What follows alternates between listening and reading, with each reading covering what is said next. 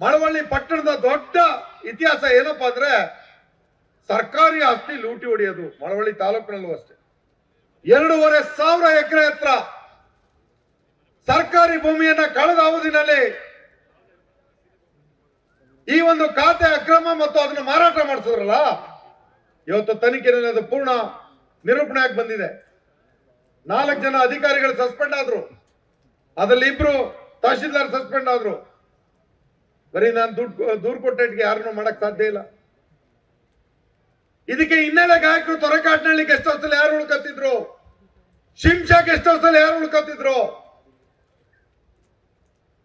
ನಮ್ಮ ಭೀಮೇಶ್ವರಿ ಅಥವಾ ಮುತ್ತತ್ತಿನಲ್ಲಿ ಕೂತ್ಕೊಂಡು ಆ ಗೆಸ್ಟ್ ಹೌಸ್ಗಳು ಯಾರು ಉಳ್ಕತ್ತಿದ್ರು, ಅಲ್ಲಿ ಕೂತ್ಕೊಂಡು ಯಾರ ಜೊತೆ ಹಾಡು ಹೇಳ್ತಿದ್ರು, ಅವರ ಗುಂಪು ಆ ದುಷ್ಟಕೂಟ ಮಾಡಿದಂತ ಕೃತ್ಯ ಅದು. ನಿರ್ದಾಕ್ಷಿಣ್ಯವಾಗಿ ಎದೆ ಮುಟ್ಟಿ ನಾನು ಮಾತಾಡ್ತೀನಿ. ನ್ಯೂಸ್ ಫಸ್ಟ್ ನಿರ್ಭೀತಿಯಿಂದ ನಿಮ್ಮ ಪರವಾಗಿ.